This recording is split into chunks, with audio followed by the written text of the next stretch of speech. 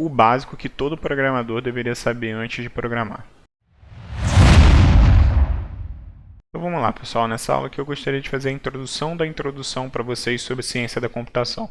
Então, nessa aula aqui eu gostaria de abordar assuntos para vocês sobre o que é um hardware, o que é um software, o que quer dizer ser um programador, o que é o ato de programar, o que é uma linguagem de programação, como que a gente linka a nossa linguagem natural com a linguagem de máquina, como que o computador interpreta determinados dados, abordar um pouco também sobre a monetização, como que a gente consegue monetizar justamente essa atividade da programação, né? E alguns assuntos relacionados a isso. Então vamos lá. Começando a nossa aula, o que eu gostaria basicamente de explicar aqui para vocês numa visão geral. Se a gente olhar a computação numa visão geral, ou seja, numa visão de mais alto nível, a gente vai ver duas grandes áreas, que é a área de hardware e a área de software. A área de hardware, ela cuida daquela parte palpável, aquela parte física, aquela parte, digamos assim, tangível do nosso... da área da computação, né? Nesse caso, na área da computação, essa área física ela pode se traduzir em componentes eletrônicos. Ou seja, se você abrir aí o seu notebook, abrir aí seu computador, a placa do seu computador, você vai ver um grande emaranhado de componentes eletrônicos soldados numa placa eletrônica. Lógico que aqui eu estou simplificando ao máximo, né? Você tem muita ciência envolvida nisso, você tem muita engenharia envolvida nisso.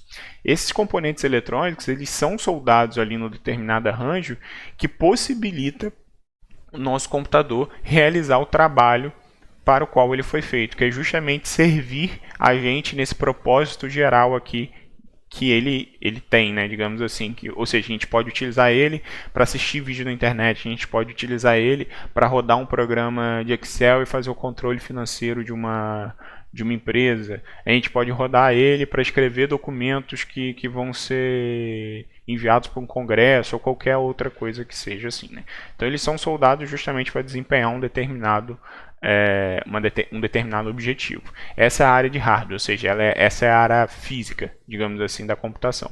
E existe a área de software, que é justamente uma área intangível, ela não é palpável, né, digamos assim, você não consegue encostar num software. E um software ele nada mais é do que uma sequência de comandos que você escreve para o seu computador fazer. Ou seja, o software ele nada mais é do que uma sequência de comandos. Como que a gente pode enxergar melhor esse software? A gente pode enxergar ele como um conjunto de instruções, ou seja, uma sequência de instruções em que você diz para ele, eu quero que você faça isso, isso, isso, isso e isso nessa ordem. E ele vai fazer cada passozinho que você ordenar ali para esse computador fazer. Essas sequências de instruções, elas nada mais são do que ordens ou operações. E essas ordens ou operações elas podem ser traduzidas no final das contas em execuções em hardware. Ou seja, essas ordens que você dá para o seu computador, essas sequências de instruções que você dá para o seu computador fazer, ou seja, pega esse dado, soma com esse, compara para ver se esse dado ele é maior ou igual a 10, e se for maior ou igual a 10, multiplica por aquele, eleva ao quadrado, tira a raiz, enfim, todos esses conjuntos de instruções que você dá para o seu computador, no final das contas, eles vão ser repassados para que o hardware faça. No mais baixo nível, sempre, independente, o seu software está sempre rodando, ou seja, o resultado dele, né, digamos assim, essas instruções que você está passando para o seu computador, ele está sempre executando essas instruções em hardware, ou seja, através daqueles componentes eletrônicos lá da parte física dele, né, digamos assim. Então o software nada mais é do que esse conjunto de instruções que você passa justamente para o hardware executar naquela sequência, naquela ordem certinha. E aí, tendo a consciência do que é um software agora, que são justamente essas sequências de instruções, como que a gente consegue traduzir isso para explicar o que é um programador? Um programador, ele nada mais é do que uma pessoa que sabe construir um software, ou seja, que sabe dar essas sequências de instruções, essas sequências de ordem para o computador. Então, um programador ele pode ser definido como uma pessoa que sabe dar essas instruções para o computador. O programador nada mais é do que isso. Ele programa, ou seja, ele escreve as instruções que o computador, no final das contas, vai executar em hardware. Então, ele escreve justamente esse software, ele escreve como que o computador deve executar essas instruções. Então, o programador, ele nada mais é do que isso. E como que a gente consegue entender justamente essa necessidade da linguagem de programação aqui nesse contexto de software, nesse contexto de programação, de programador, enfim? Como que a gente consegue entender por que um programador ele programa numa linguagem de programação? Perdão. Para isso, a gente vai ter que dar um passinho atrás e entender como que nós, humanos, nos entendemos e como que a máquina, ou seja, o computador, ele entende as coisas. Nós, humanos, que é justamente esse caso aqui da direita, que eu coloquei aqui para vocês, nós entendemos numa linguagem aqui que eu chamei de linguagem natural, ou seja, são os nossos idiomas, português, inglês, espanhol, francês, enfim. E aí, essas linguagens naturais, elas são um grande conjunto de regras que vai dar para a gente lá as palavras e que em determinadas ordens essas palavras querem dizer determinadas coisas. E aí nós, sabendo disso, nós humanos brasileiros sabendo disso, a gente monta as nossas frases de tal forma com que a gente consiga transmitir essa mensagem para uma outra pessoa e a outra pessoa também consegue entender isso da mesma forma com que a gente quis transmitir. Então, essa é a linguagem natural, né? Digamos assim, é como nós humanos conseguimos nos comunicar. A máquina, para que a gente entenda a máquina, a gente vai precisar só dar um passinho atrás. O que eu quero dizer? Como que a máquina entende as coisas? A máquina, no mais baixo nível de tudo, assim como eu já falei nessa aula, ela é um grande emaranhado, ou seja, um grande arranjo de componentes eletrônicos.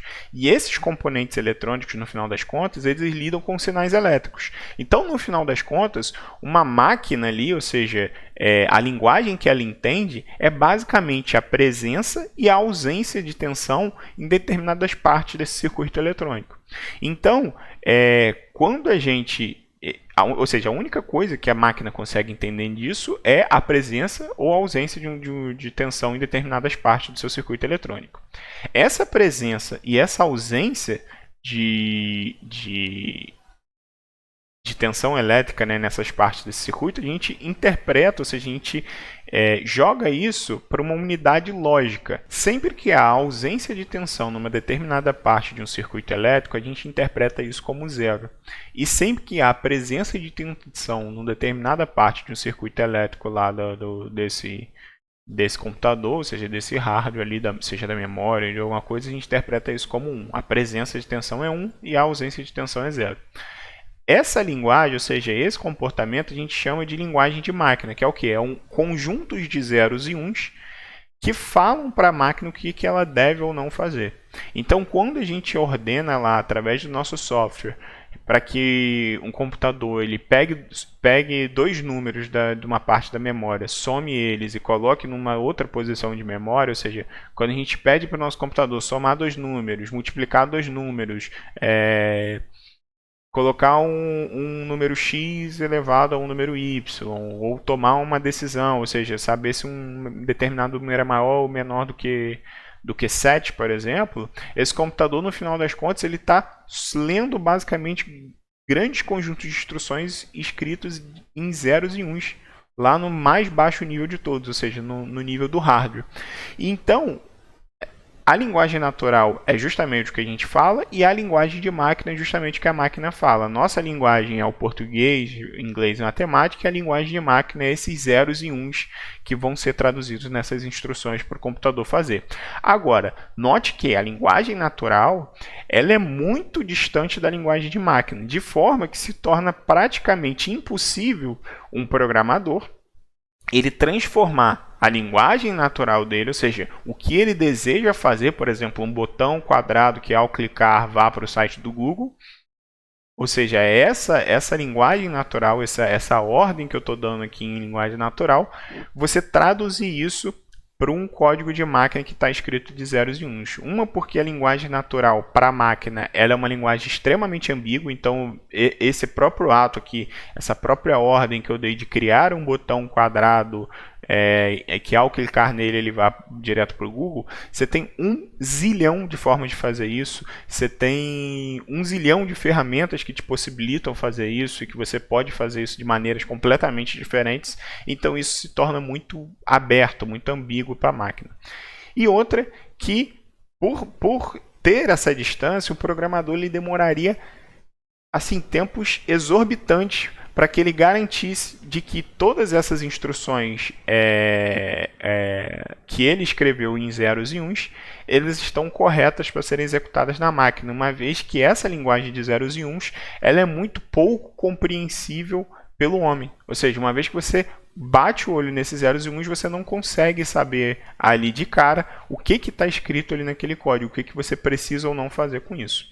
Então, justamente por conta dessa distância, por conta dessa impossibilidade de você transformar essa linguagem natural numa linguagem de máquina, cria-se justamente a linguagem de programação, que é como se fosse um homem do meio ali. Ou seja, ela não é nem tão alto nível a ponto de não ser de ser muito aberta, né, digamos assim, de ser muito ambígua, e nem tão baixo nível a ponto de não ser compreensível pelo homem, ou ser de pouca compreensão pelo homem. Então ela é justamente um homem do meio aí que vai possibilitar com que a gente pegue as nossas intenções, que são criadas através das nossas linguagens naturais, e coloquemos isso num formato que a nossa máquina consiga entender.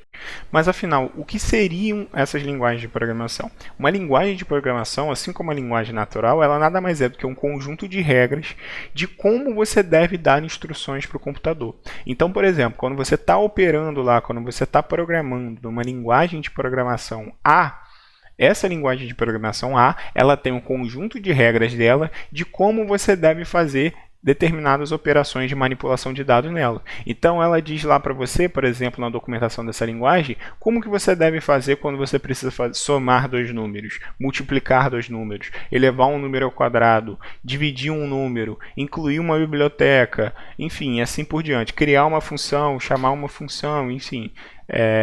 Ela tem lá todos os conjuntos de regras dela de como você deve fazer essas operações. E aí você deve seguir essa sintaxe dela, esse conjunto de regras dela, para que você dê as instruções corretas para o seu computador.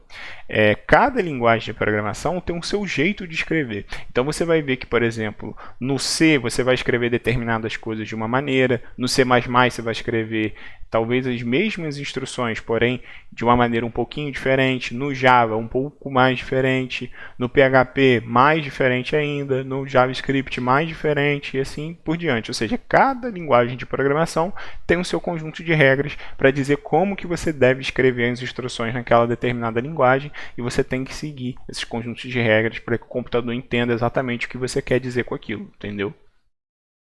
E aí, essas são regras que tornam a linguagem mais objetiva, mais, digamos assim, menos ambígua, e assim ela faz com que justamente ela possa ser esse homem do meio aqui entre a linguagem natural e a linguagem de máquina.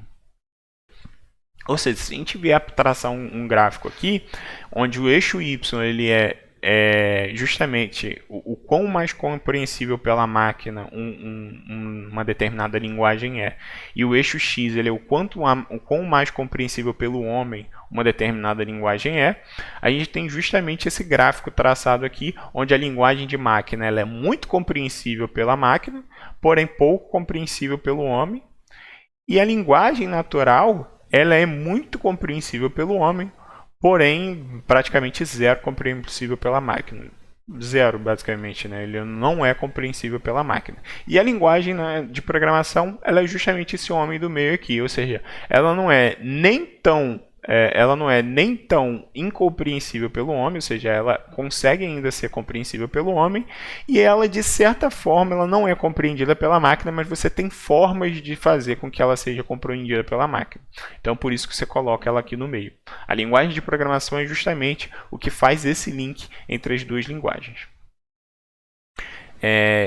Qual é o caminho viável, então, uma vez que a linguagem de programação ela ainda não é entendida pela máquina, porque a máquina só entende zeros e uns, e aqui a nossa linguagem de programação seria o C, o C++, o C Sharp, o PHP, o Python, o JavaScript e tudo mais, e essas linguagens não são escritas em zeros e uns.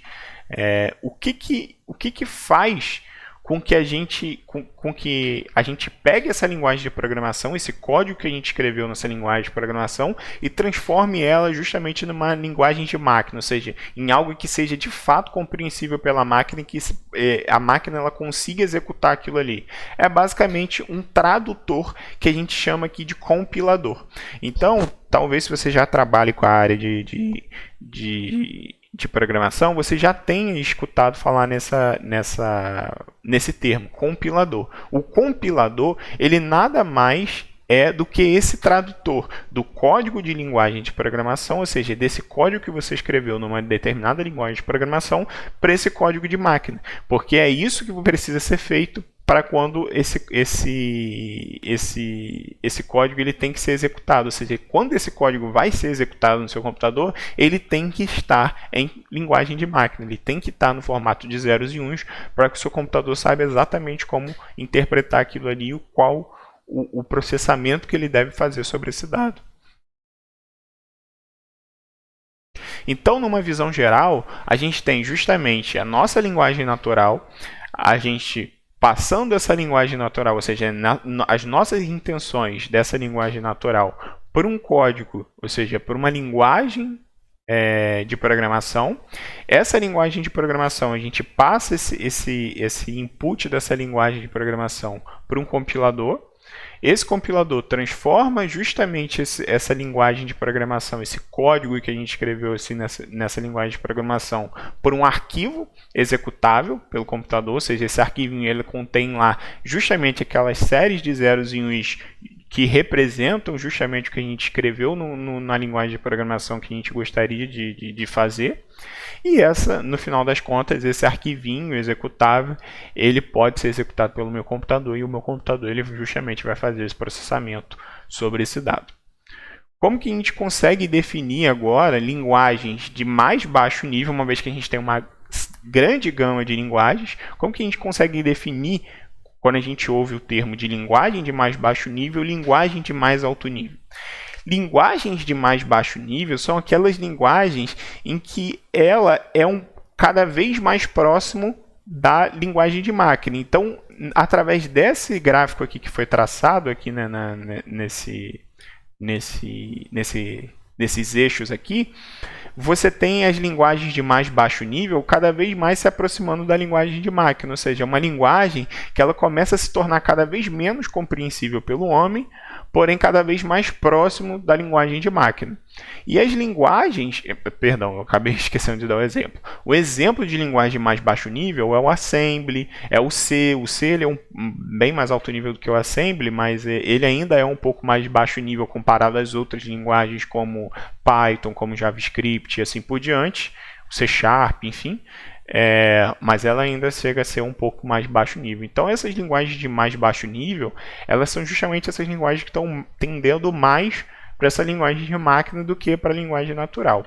E as linguagens de alto nível, consequentemente, são essas linguagens que tendem mais à linguagem natural do que à linguagem de máquina. E aí a gente pode citar o exemplo de C++, JavaScript, Python, Ruby, PHP e assim por diante. É importante esclarecer aqui que quando eu digo que uma linguagem de mais alto ou mais baixo nível, eu não estou querendo rebaixar ela e dizer se uma é melhor ou pior do que a outra. Ou seja, eu não quero dizer que as linguagens de mais alto nível, por serem mais próximas da compreensão humana, de uma linguagem natural, elas são melhores do que uma linguagem de mais baixo nível. Da mesma forma com que eu não quero dizer o contrário. Eu não quero dizer que uma linguagem de baixo nível ela é melhor do que uma linguagem de alto nível. Por quê? Porque cada tipo de linguagem ela tem a sua área para aplicação. Então, por exemplo, o JavaScript ele é uma linguagem de mais alto nível do que o C. Porém, você nunca vai ver o JavaScript sendo utilizado para programar um microcontrolador, por exemplo. O C ele é utilizado para gravar um microcontrolador em sua grande maioria. A grande parte da área de sistemas embarcados trabalha com C. Da mesma forma com que o JavaScript, como foi criado, eu não sei se ele foi criado, mas ele é vastamente utilizado nesse contexto de web, ou seja, de programação para a internet, você não vai encontrar você não vai encontrar o C sendo utilizado para essa programação de internet. Porém, você vai encontrar o JavaScript sendo vastamente aplicado na hora que você quer programar para justamente essa parte da web, entendeu? Então não é o caso de dizer se uma linguagem é pior ou melhor do que a outra. É só o caso de esclarecer o que é uma linguagem de mais baixo ou mais alto nível. Aqui, como um exemplo de uma definição de alto nível, a gente já deu aqui.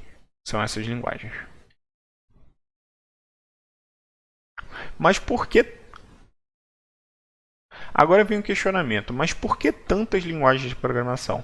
Basicamente, por uma demanda atual, ou seja, às vezes você tem áreas aí sendo criadas, como a própria internet, ela foi criada a um determinado momento, aplicativos, enfim, você tem diversas demandas sendo criadas a todo instante, e aí essas demandas, elas por muitas vezes vão necessitar de tecnologias mais avançadas, e é justamente nesse contexto que são criadas às vezes linguagens de programação. Grandes avanços em tecnologias de hardware, ou seja, você tem, por exemplo, se você pegar hardware de 30 anos atrás, eles nem se comparam com o desempenho de hoje. Então, assim, hoje em dia nós temos processadores, velocidades de microcontroladores, enfim, extremamente maiores hoje em dia do que era há 20, 30 anos atrás. Então, o hardware em si, ele permite com que você monte às vezes linguagens mais, digamos assim, mais robustas, mais de alto nível, linguagens mais pesadas, porque o hardware ele permite executar esse tipo de linguagem. Ou seja, se você talvez projetasse uma linguagem de muito mais alto nível hoje, que existem hoje para 1994, lá, alguma coisa assim nessa década, você talvez não tivesse um propósito para aquela linguagem, porque ela seria uma linguagem muito pesada para rodar nos computadores, nos processadores que você tinha na época. Demanda é diferente para diferentes mercados, ou seja, você tem mercados que precisam fazer um processamento completamente diferente de outros. Então, às vezes, você tem processamentos de muito mais baixo nível, processamentos de controle, automação, alguma coisa assim, que você precisa fazer num determinado microcontrolador, e às vezes você tem um processamento de Big Data que precisa ser feito num grande cluster para processar um determinado dado e cuspir um resultado lá para a gente saber a tendência de mercado de compra de um determinado público. Um exemplo qualquer. Então, essas áreas que eu citei são áreas completamente diferentes. E aí, por serem completamente diferentes, há também justamente essa diferença na linguagem. Às vezes, você precisa de uma linguagem de mais alto nível para você processar essa grande quantidade de dados, como eu citei da área do Big Data. E às vezes, você não precisa de uma linguagem de tão mais alto nível para processar esses dados de controle, automação ali, ou seja, dessa parte de microcontroladores, por exemplo.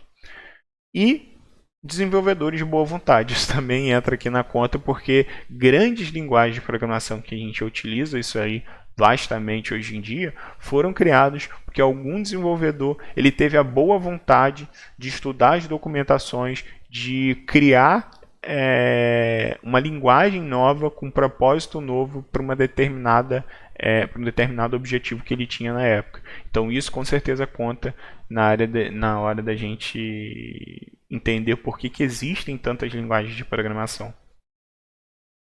Agora a pergunta que não quer calar: qual que eu devo utilizar? Bom, não encare isso que eu vou falar agora como uma regra. Definitivamente não encare dessa forma. Porém, você tem algumas áreas que a grande maioria dos desenvolvedores que atuam naquela área, elas utilizam X linguagens de programação. Por exemplo, aqui eu vou dar exemplos, mas eu aconselho fortemente que quando você quiser, né, digamos assim, aprender programação e tudo mais, aprenda voltada já à área que você deseja escolher, né? Então, pesquisa ali uma área que você quer seguir, e aí você vai pesquisando quais são os recursos tecnológicos que essa área utiliza para que você consiga cada vez mais ir encaminhando seu estudo mais aprofundado nas tecnologias que envolvem aquela área. Então vamos lá, eu vou passar só uma visão geral de como é a maioria aqui, como a maioria está dividida para as principais linguagens de programação aí, ou pelo menos algumas das que eu mais ouço falar. C a gente utiliza mais para sistemas embarcados, ou seja, microcontroladores, microprocessadores, e na hora que você está construindo justamente um sistema operacional no seu mais baixo nível de todos. C++ você utiliza geralmente para aplicações desktop, servidores, muito em servidores e videogames, ou seja, para você montar ali o processamento feito por um videogame. JavaScript você utiliza muito no contexto de interatividade web e web funcional, ou seja, a parte de visual, digamos assim, do seu site, dessa parte de internet, e também a parte funcional. Você pode utilizar ela também para fazer o processamento de banco de dados, enfim, tudo isso por trás também. E Python, que você utiliza muito no contexto de ciência dos dados e ciência de dados, né? Ou Data Science, como é conhecido também, e inteligência artificial. Então essas são as grandes linguagens aí, digamos assim, e as áreas que elas mais atuam. Mas, novamente, não é uma exclusividade, ou seja, não quer dizer que C só pode ser aplicado a essas duas áreas, não quer dizer que o C++ só pode ser aplicado a essas três, enfim, e assim por diante. Não é uma regra isso aqui, mas já que eu tenho que falar, eu acho bom, né, na verdade, falar isso aqui para vocês, eu só dei uma introdução, uma pequena introdução. Mas afinal, como que eu consigo monetizar justamente essa minha habilidade com programação? Bom, você tem 1 milhão de formas de monetizar isso através da programação. Porém, as duas grandes que eu vejo que muitas das formas de você ganhar dinheiro com a computação, ou seja, com a programação, elas se encaixam justamente nessas duas áreas, são essas duas que eu vou explicar aqui agora para vocês. Mas, novamente, você tem 1 milhão de formas de ganhar dinheiro com a programação. A primeira delas é o quê? Através do processamento do dado. Então, você tem um dado ali que pouco vale, ou não vale praticamente nada, aquele dado, e aí você realiza operações sobre aquele dado, ou seja, você faz com que o computador processe ele, e isso transforma isso numa informação, ou seja, você transforma um dado que pouco vale numa informação. Essa informação, você tendo um valor percebido por algum cliente, você vai gerar um retorno. E quanto maior esse valor percebido, maior o retorno financeiro que você vai ter justamente sobre esse processamento, né? Digamos assim. Então, por exemplo, você poderia interpretar isso aqui, por exemplo, como o dado como os preços das ações, por exemplo, de um mercado financeiro. E aí você fazendo determinadas operações sobre esse dado, seria basicamente você tentando tirar algumas tendências de mercado em cima daqueles dados, né, digamos assim, de mercado financeiro, uma vez que esses dados eles estão vastamente publicados aí na internet. Justamente essa informação sobre a tendência do mercado, ela é uma informação valiosa para alguém, porque isso pode fazer, se for verdade, pode fazer alguém ganhar dinheiro, ou deixar de perder dinheiro, e aí isso pode te trazer um retorno financeiro, uma vez que você consegue vender isso para alguém. Quanto maior o valor que você causar, né, o valor percebido que o seu cliente tiver sobre essa informação, maior será o retorno que ele vai te pagar, né, digamos assim. Então, você tem como ganhar dinheiro ali com, digamos assim, com informações de pouco valor percebido ou grande valor percebido. O que eu quero dizer com pouco valor percebido? Hoje em dia, se você tiver um pouco valor percebido sobre uma informação, ou seja, você processa um dado, gera uma informação, porém essa informação ela vale pouco. Ela não tem tanto valor assim. Você ganha pouco dinheiro com ela. Você tem como ter um retorno grande através da escala. Ou seja, uma vez que você já fez aquele processamento, você pode vender não só para uma pessoa, como você pode vender para várias. Então isso faz com que o seu valor percebido no final das contas, ele te gere várias parcelazinhas de valores percebidos e várias parcelazinhas de retorno, o que faz com que para um pequeno valor percebido, você tem um grande retorno através da escala, ou seja, da venda para mais pessoas. E a segunda forma de monetização que eu gostaria de falar era justamente através de você pegar um dado, fazer uma operação sobre ele, ou seja, processar ele e tomar decisões com ele. Ou seja, o que eu quero dizer com isso? Você pega um dado, você faz determinadas operações nele, ou seja, operações que eu quero dizer é processamento em cima dele, você processa ele, tenta tirar algumas informações dele e através dessas informações você toma decisões do que você deve ou não fazer. Essas decisões vão gatilhar justamente o mecanismo de automação de ações. Então, por exemplo, você pode pegar ali os dados sobre uma determinada, por exemplo, um mercado financeiro, voltando ao mesmo exemplo, você pode pegar esse dado de mercado financeiro, processar ele, encontrar algumas tendências e tomar decisões. Olha, compra essa determinada ação agora, ou então venda essa determinada ação agora. E aí, essas decisões, você não necessariamente precisa parar nessa etapa de decisões. Você pode o quê? Automatizar as suas ações. Ou seja, essa ação justamente de comprar ações e vender ações, você pode também fazer através da programação. Então, dessa forma, quando você justamente automatiza essas ações, você tem ali um certo valor percebido pelo cliente, porque ele está justamente deixando de gastar o tempo dele com tanto com esse processamento, ou seja, tanto com essa análise de mercado, como também no home broker dele ter que ficar clicando em comprar ação e vender ação, e isso pode te gerar um retorno financeiro uma vez que você vende justamente essa automação para ele. E quanto maior justamente esse valor percebido, maior o retorno, obviamente. Então é basicamente isso que eu gostaria de passar para vocês hoje. Espero que não tenha ficado nenhuma dúvida, e se ficou, pode deixar aí nos comentários, eu respondo sem problema nenhum. E por favor, senta o botão no like, senta o dedo no botão do like.